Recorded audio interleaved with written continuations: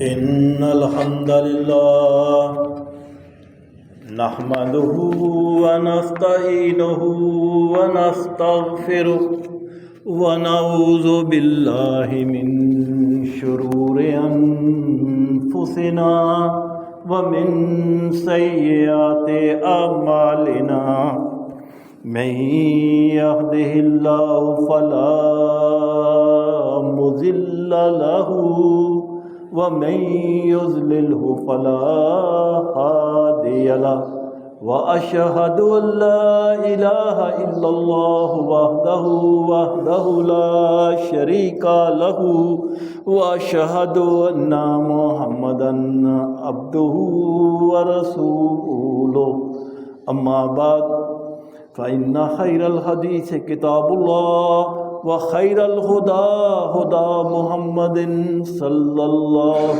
عليه وسلم وشر الأمور محدثاتها وكل محدثة بدعة وكل بدعة ضلالة وكل ضلالة في النار. يا أيها الذين آمنوا اتقوا الله حق تقاته ولا تموتن إلا وأنتم مسلمون. يا أيها الناس اتقوا ربكم الذي خلقكم من نفس واحدة وخلق منها زوجها وبث منهما رجالا كثيرا ونساء واتقوا الله الذي تساءلون به والأرحام إن الله كان عليكم رقيبا.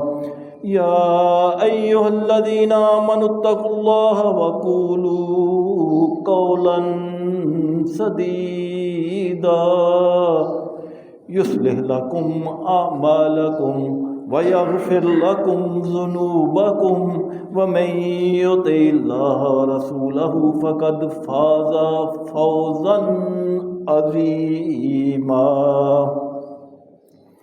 اللهم صل على محمد وعلى آل محمد كما صليت على إبراهيم وعلى آل إبراهيم إنك حميد مجيد.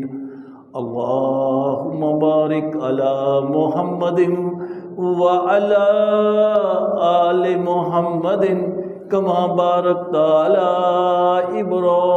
إبراهيم وعلى آل إبراهيم إنك حميد مجيد. رب اشرح لي صدري ويسر لي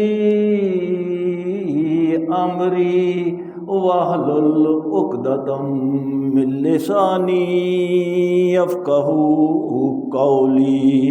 سبحانك لا علم لنا إلا ما علمتنا إنك أنت العليم الحكيم.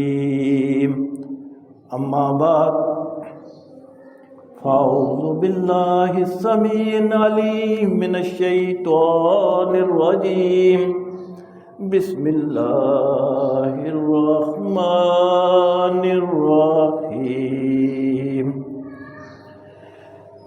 ومن الليل فتهجد به نافلة لك عسى أن يبعثك ربك مقاما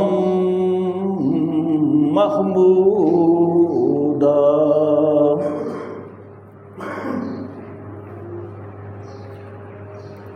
محترم سامعین و سامعات، آج کی اس خطبہ جمعہ میں قیام اللیل، تہجد، وطر اور تراویح کو انشاءاللہ ایڈریس کروں گا۔ اللہ تعالیٰ سے دعا ہے کہ مجھے صرف حق بات ہی بیان کرنے اور پھر ہم سب کو اس وقت حق بات پر ہی کما حق عمل کرنے کی توفیق عطا فرمائے، آمین یا رب العالمین۔ محترم سامعین و سامعات، قیام اللیل کا معنی ہے رات کو قیام کرنا، اور یہ لفظ قرآن مجید میں کئی مقامات پر آیا ہے۔ تہجد کا معنی ہے رات کو اٹھنا، رات کو جاگنا، اور یہ لفظ قرآن مجید کی سورت بنی اسرائیل کی آیت نمبر 79 میں آیا ہے۔ وطر کا معنی ہے طاق اور 1 3 7 9 up to 99، اور یہ لفظ قرآن مجید کی سورت الفجر کی آیت نمبر 3 میں آیا ہے۔ اور تراویح کی جمع ہے، اور اس کا معنی ہے نماز کی رکعت کے دوران آرام کرنا، 2 رکعت پڑھ کر آرام کرنا، 4 رکعت پڑھ کر آرام کرنا، اور پھر اس کو کنٹینیو رکھنا۔ اور یہ محدثین کی اصطلاح ہے، آپ کو کسی حدیث کی کتاب میں تراویح کا لفظ نہیں آئے گا۔ محدثین نے یہ لفظ جو ہے یہ اپنی کتابوں میں استعمال کیا ہے، اور یہ محدثین کی اصطلاح ہے تراویح۔ وغیرہ ان چاروں الفاظ قیام اللیل، تہجد، وطر، تراویح، یہ سب ایک ہی نماز کے نام ہیں۔ یہ کوئی علیحدہ نمازیں نہیں ہیں کہ تراویح کوئی علیحدہ نماز ہے، قیام اللیل کسی اور نماز کو کہتے ہیں، تہجد کسی اور کو کہتے ہیں، وطر کسی اور کو کہتے ہیں، نہیں، یہ ایک ہی نماز کے 4 نام ہیں۔ کوئی بھی نام اس کو دے دیں، اگر آپ وطر کہتے ہیں تو اس کا مطلب بھی قیام اللیل ہی ہے، اس کا مطلب بھی تہجد ہی ہے، یہ علیحدہ نمازیں نہیں ہیں۔ اور یہ نماز جو ہے یہ اللہ کے رسول صلی اللہ علیہ وسلم پر فرض تھی، ہر روز پورا سال بغیر ناغہ، لیکن امت پر یہ فرض نہیں ہے۔ نہ وطر فرض ہے، نہ قیام اللیل فرض ہے، نہ تہجد فرض ہے، نہ تراویح فرض ہے، لیکن اللہ کے رسول صلی اللہ علیہ وسلم پر یہ نماز فرض تھی۔ دلیل کیا ہے؟ وَمِنَ اللَّيْلِ، اے میرے نبی رات کو فَتَہَجَّدْ بِهِ، کچھ حصہ تہجد پڑھا کریں، نافلۃً، جو زائد نماز ہے، لک، آپ ہی کے لیے، یعنی یہ آپ کے لیے فرض ہے۔ عسیٰ، کچھ بعید نہیں، این یبعثک ربک، کہ آپ کا رب آپ کو فائز کر دے مقام محمودہ، مقام محمود پر۔ اور یہ مقام محمود کیا ہے؟ یہ جنت میں ایک بلند ترین مقام ہے، اور تمام انبیاء اور رسولوں میں یہ بلند ترین مقام ہمارے نبی کریم محمد رسول اللہ صلی اللہ علیہ وسلم کو اللہ تعالیٰ عطا فرمائے گا۔ اگرچہ یہ نماز صرف رسول اللہ صلی اللہ علیہ وسلم پر ہی فرض تھی، لیکن آپ کے صحابہ کرام رضوان اللہ علیہم اجمعین یہ نفل نماز پڑھتے تھے سنت کے طور پر۔ اس کے بعد تابعین، تبا تابعین، سلف صالحین اور عام مسلمان جن کو اللہ تعالیٰ توفیق دیتا ہے وہ یہ نفل نماز آج بھی پڑھ رہے ہیں، یہ تہجد کی نماز آج بھی پڑھ رہے ہیں۔ اور میرے جیسے سست لوگوں کے لیے اللہ تعالیٰ نے یہ آسانی دے دی کہ چلو پورا سال 11 مہینے تم نہیں پڑھ سکے، رمضان میں ہی پڑھ لو، رمضان کے 30 مہینوں میں ہی پورا قرآن سن لو اور سنت کو پورا کر لو اگر تم پورا سال نہیں کر سکے۔ اب آپ کو پتہ چل گیا ہوگا کہ یہ چاروں نمازیں قیام اللیل، تہجد، وطر، تراویح ایک ہی نماز کا نام ہے، مگر سو کالڈ خطبہ جو ہیں ان کے نزدیک قیام اللیل جو ہے یہ الگ نماز ہے اور تہجد جو ہے یہ الگ نماز ہے۔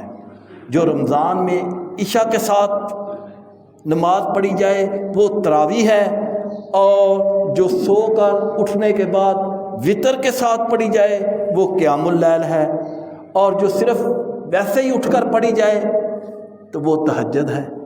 حالانہ ایسی بات نہیں ہے، یہ سارے چاروں نام ایک ہی نماز کے ہیں۔ صحیح بخاری کی حدیث ہے 2010 اور اس کے راوی ہیں سیدنا عروہ بن زبیر رضی اللہ تعالی عنہما۔ کہتے ہیں کہ امیر المومنین سیدنا عمر بن خطاب رضی اللہ تعالی عنہ اپنے دور خلافت میں رات کو مدینہ کی گلیوں میں گشت کرتے تھے تاکہ رعایا کے حالات کا پتہ چلتا رہے، رعایا کے حالات سے باخبر رہے۔ سیدنا عروہ کہتے ہیں کہ رمضان المبارک کی ایک رات کو اسی طرح گشت کے دوران میں بھی ساتھ تھا سیدنا امیر المومنین عمر بن خطاب رضی اللہ تعالیٰ عنہ کے ساتھ کہ آپ مسجد نبوی میں تشریف لے گئے۔ مسجد میں دیکھا کہ کچھ لوگ اکیلے اکیلے نماز پڑھ رہے ہیں اور کچھ گروپس کی شکل میں، ٹولیوں کی شکل میں نماز پڑھ رہے ہیں۔ تو سیدنا عمر رضی اللہ تعالیٰ عنہ نے ابی بن کعب، یہ قرآن کے بڑے قاری تھے، بہت خوبصورت آواز میں قرآن پڑھتے تھے، تو آپ نے ان کو حکم دیا کہ آپ لوگوں کی جماعت کرائیں اور اس طرح جس طرح کہ اللہ کے رسول صلی اللہ علیہ وسلم نے ہمیں 3 دن نماز پڑھائی تھی اس طرح آپ لوگوں کو نماز پڑھائیں۔ یہ کہہ کر سیدنا عمر رضی اللہ تعالیٰ عنہ چلے گئے۔ کچھ دنوں کے بعد دوبارہ گشت پر نکلے اور دوران گشت مسجد نبوی میں آئے، دیکھا کہ لوگ سیدنا ابی بن کعب کی امامت میں قیام اللیل کر رہے ہیں۔ تو یہ دیکھ کر سیدنا عمر رضی اللہ تعالیٰ عنہ نے فرمایا نعم البدعۃ ھذہ، یہ طریقہ بہت ہی بہتر اور مناسب ہے۔ یہاں بدعت کا لفظ لغت میں آیا ہے کہ ایک امام کے پیچھے نماز پڑھنا اچھا طریقہ ہے، کیونکہ اللہ کے رسول صلی اللہ علیہ وسلم نے 3 دن پڑھائی تھی۔ بدعت اس کام کو کہتے ہیں جو دین میں نیا کام ایجاد کر دیا جائے، لیکن اگر ایک کام اللہ کے رسول صلی اللہ علیہ وسلم نے کیا وہ بدعت نہیں ہوتی۔ اس کی حدیث ابھی آگے آئے گی۔ آپ نے 23، 25 اور 27 کی شب کو 3 دن نماز پڑھائی۔ پہلے دن تو لوگوں کو اتنا پتہ نہ چلا، جب 25 کی رات آئی تو لوگ بہت زیادہ تعداد میں اکٹھے ہو گئے، پھر جب 27ویں کی رات آئی تو مسجد میں جگہ ہی نہ رہی، اتنا رش ہو گیا، اور پھر 29 کو آپ صلی اللہ علیہ وسلم مسجد سے باہر ہی نہیں آئے۔ صحیح بخاری کی حدیث ہے 2012 اور راوی ہیں ام المومنین عائشہ صدیقہ رضی اللہ تعالیٰ عنہ کہ آپ 29 کی شام کو باہر ہی نہیں نکلے، رات کو لوگ انتظار کرتے رہے۔ جب ٹائم ختم ہو گیا تہجد کا تو آپ باہر تشریف لائے۔ آپ نے کہا میں آپ کو دیکھ رہا تھا، لیکن اس ڈر سے باہر نہیں آیا کہ کہیں یہ نماز تم پر فرض نہ ہو جائے اور پھر تم نہ پڑھو تو گناہ گار ہو جاؤ۔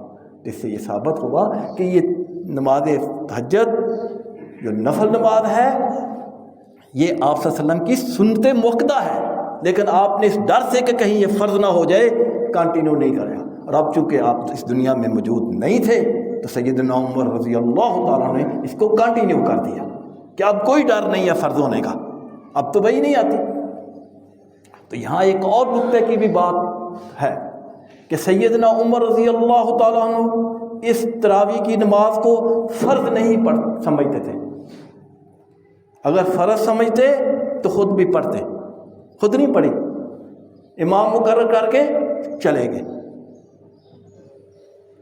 تو اس سے یہ بات ثابت ہوئی کہ یہ نماز فرض نہیں ہے لیکن سنت مؤکدہ ہے، بہت زیادہ ثواب کا ہے۔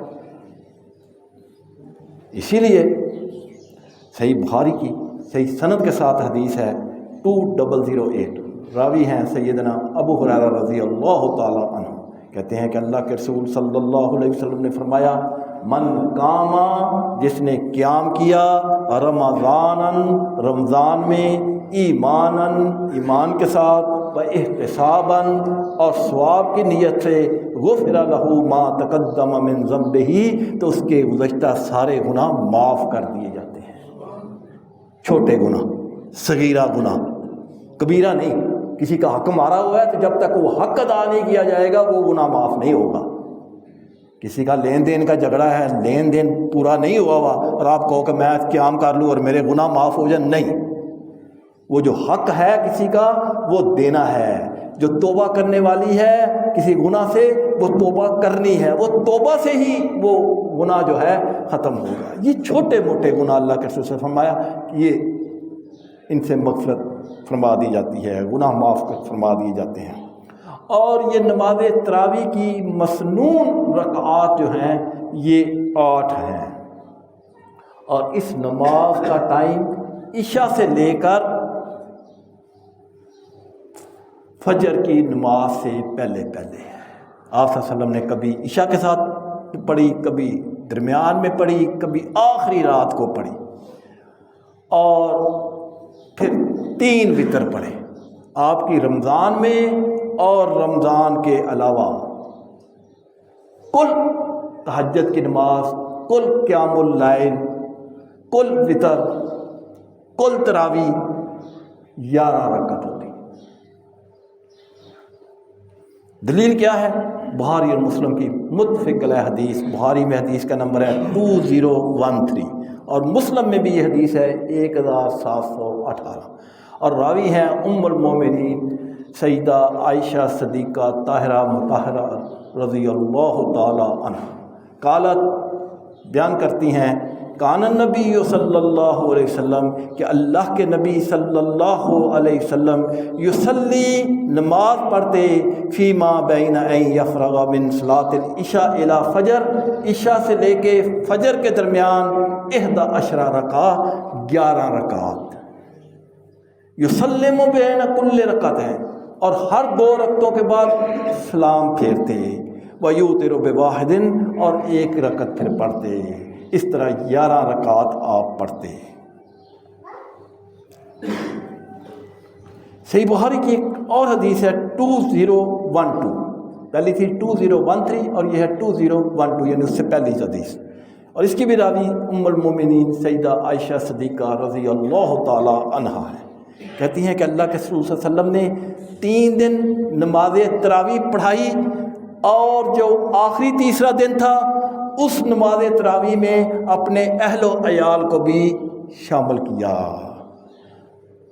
گھر والوں کو بھی شامل کیا، ازواج مختارات کو بھی شامل کیا، حسن حسین کو بھی شامل کیا، اماں فاطمہ کو بھی شامل کیا، جتنے بھی اہل و عیال تھے ان کو بھی شامل کیا۔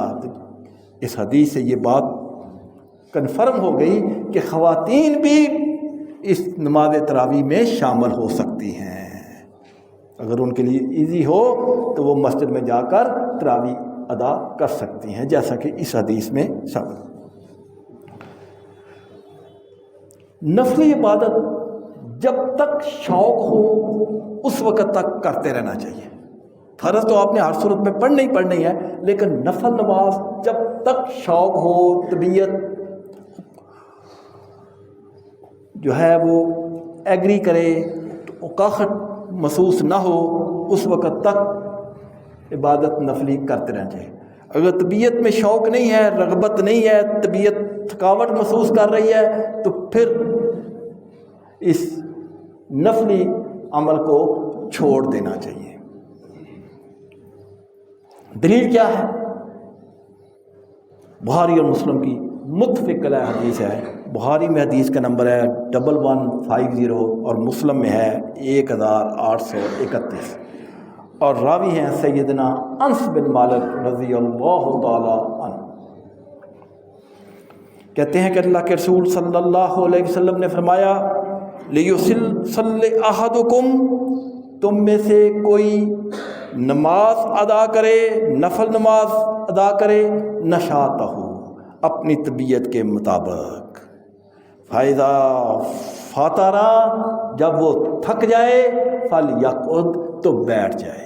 یہ نہیں ہے کہ اب جناب میں نے شروع کیا ہے 100 نفل تو میں نے 100 پڑھ کے ہی رہنا ہے، یا 20 تراویحیں شروع کرنی ہے تو 20 پڑھ کے ہی جانا ہے۔ اور کیا ہو رہا ہے، بار بار پوچھتا ہے کتنی ہوئی ہیں، 9، اچھا 11 رہتی ہیں، کتنی ہوئی ہیں، 13، ابھی 7 رہتی ہیں۔ نہیں، تھکاوٹ محسوس کر رہا ہے، بیٹھ جائے، تھوڑی سی سانس لے کے پھر کر لے، بے شک اس کی 12 ہی ہو جائیں، کوئی بات نہیں۔ اسی کی سپورٹنگ میں ایک اور حدیث ہے، یہ بھی ام المومنین عائشہ صدیقہ اس حدیث کی راوی ہیں، اور بخاری اور مسلم کی متفق علیہ حدیث ہے۔ بخاری میں حدیث کا نمبر ہے 5861 اور مسلم میں ہے 782 انٹرنیشنل نمبر۔ فرماتی ہیں کہ اللہ کے رسول صلی اللہ علیہ وسلم نے فرمایا خذوا من الایمان،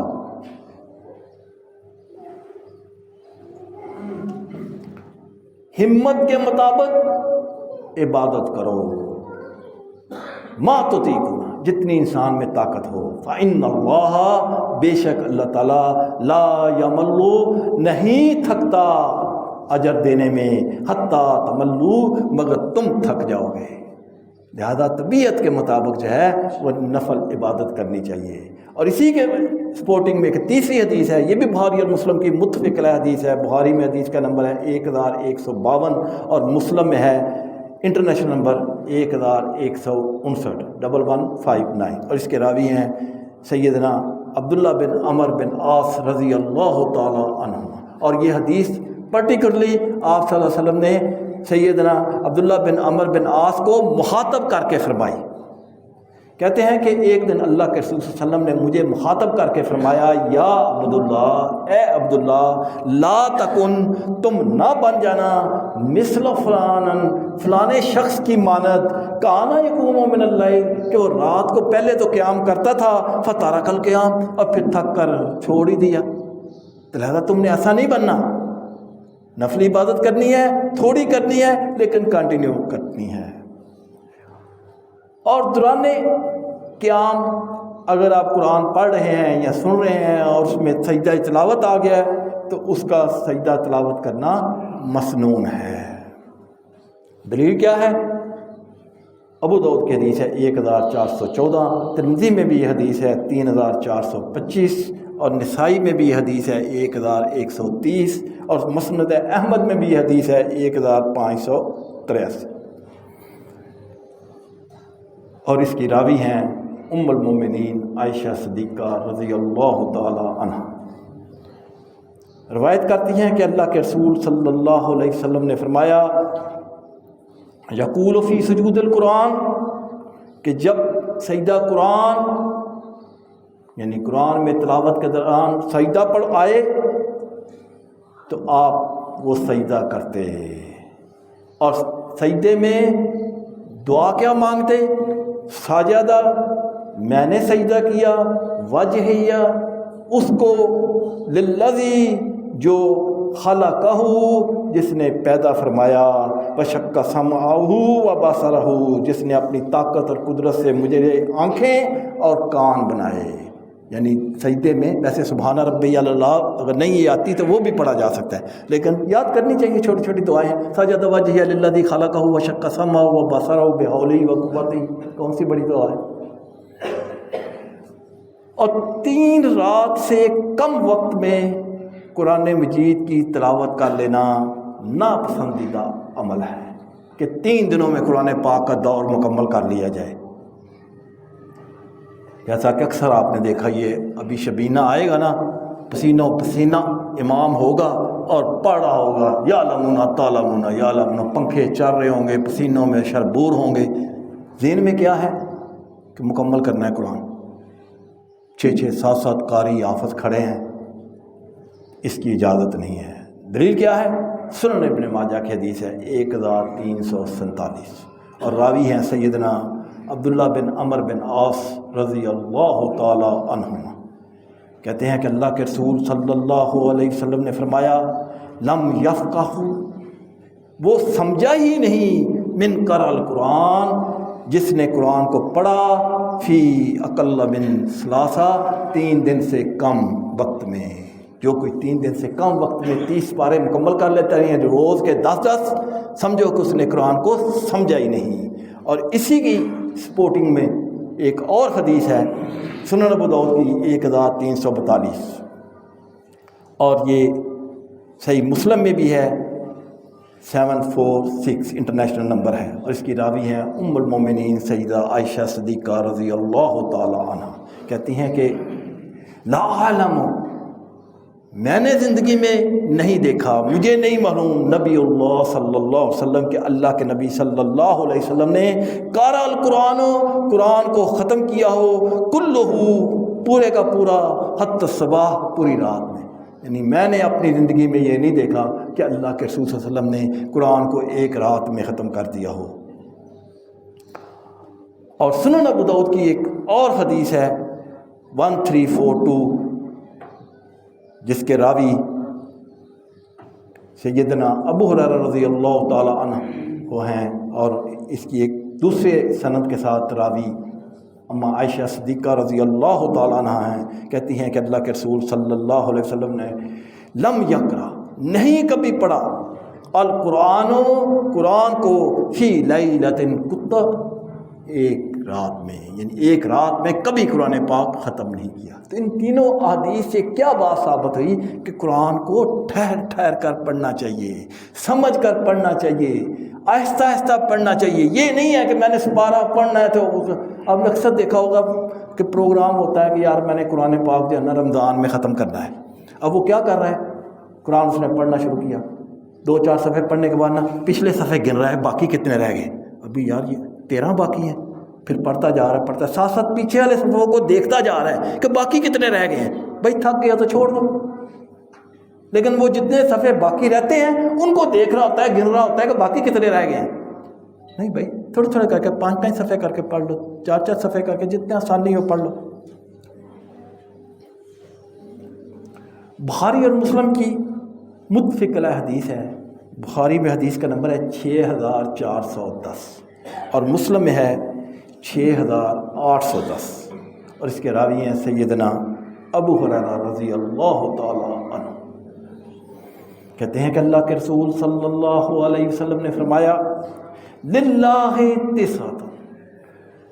99 اسما، اللہ کے 99 نام ہیں، 100 الا واحدہ، ایک کم 100، یعنی 99 اللہ تعالیٰ کے نام ہیں صفاتی۔ اپنا اللہ کا نام ایک ہی ہے، اللہ رب، باقی 99 جو نام ہیں یہ صفاتی اس کے نام ہیں۔ حدیث کے الفاظ ہیں یحفظھا احد، جو کوئی بھی ان ناموں کو یاد کر لے، دخل الجنہ، تو اللہ کے رسول صلی اللہ علیہ وسلم نے فرمایا وہ اس کو جنت میں داخل کر دیا جائے گا۔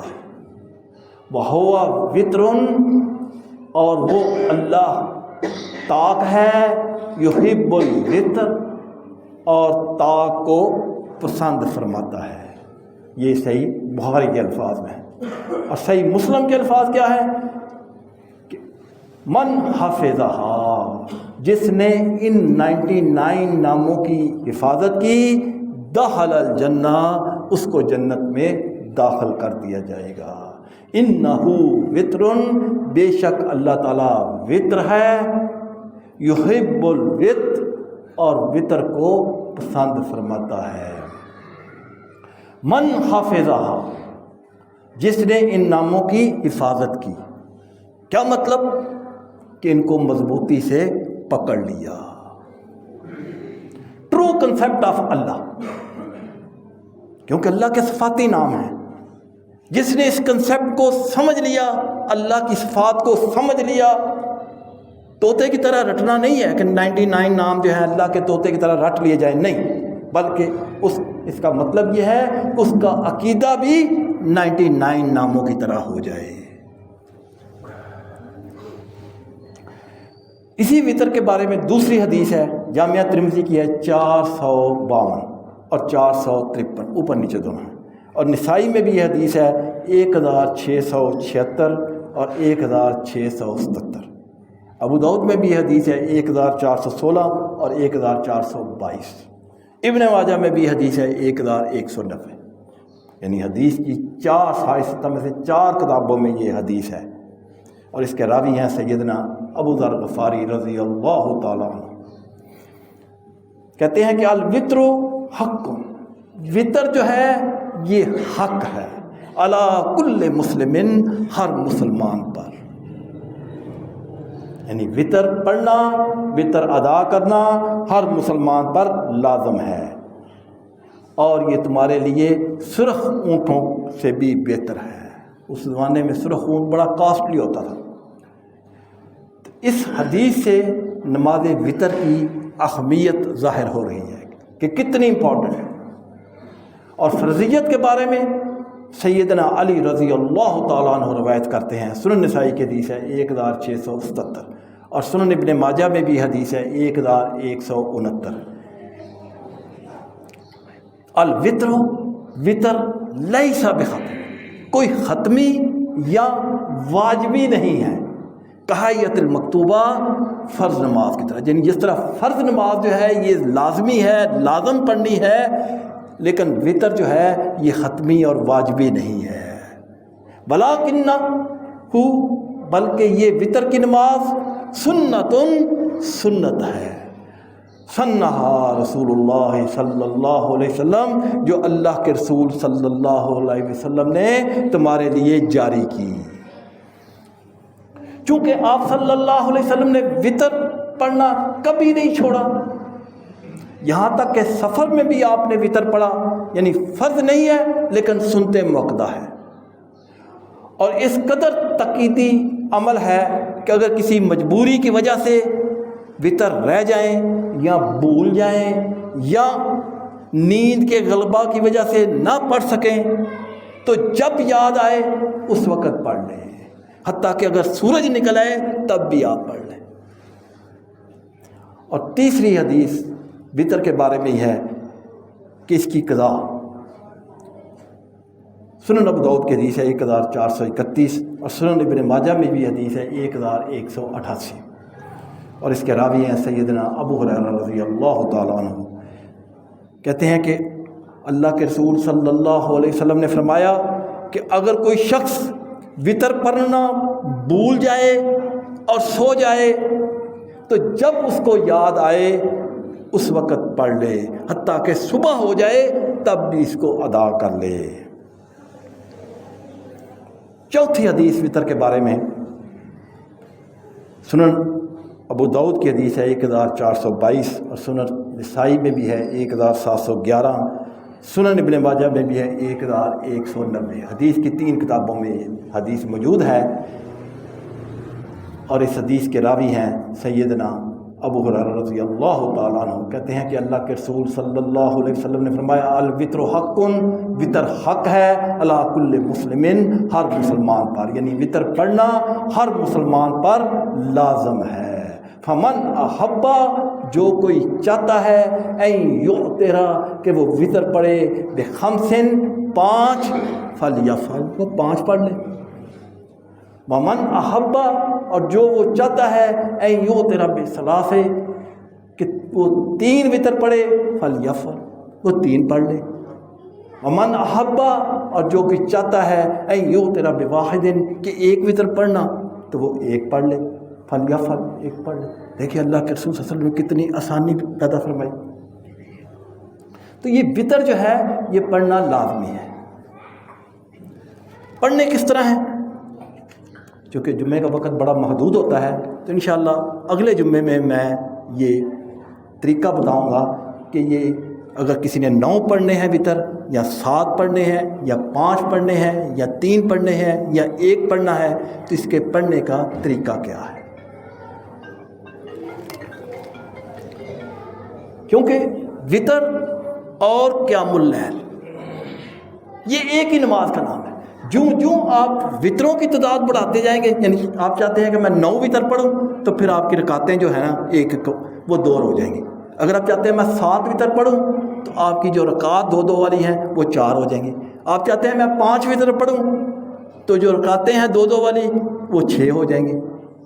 اگر آپ چاہتے ہیں میں 3 پڑھوں تو 2 والی رکعت جو ہیں وہ 8 ہو جائیں گی. آپ چاہتے ہیں 1 پڑھوں تو 2 والی رکعتیں 10 ہو جائیں گی. اور یہ کس طرح پڑھنے ہیں یہ انشاءاللہ اگلے جمعے کو بیان کروں گا، تاکہ کیونکہ ابھی وقت بڑا محدود ہے اور یہ ڈیٹیل سے بتانے والی بات ہے. تو انشاءاللہ اگلے خطبہ جمعہ میں یہ سنت طریقہ کیا ہے وطر اور صلاۃ قیام اللیل جو ہے اس کا صحیح جو سنت طریقہ ہے جو اللہ کے رسول صلی اللہ علیہ وسلم نے، کیونکہ آپ صلی اللہ علیہ وسلم نے یہ سارے طریقوں سے وطر پڑھے، تو یہ انشاءاللہ اگلے خطبہ جمعہ کو بیان کروں گا. اللہ تعالیٰ سمجھنے اور عمل کرنے کی توفیق عطا فرمائے.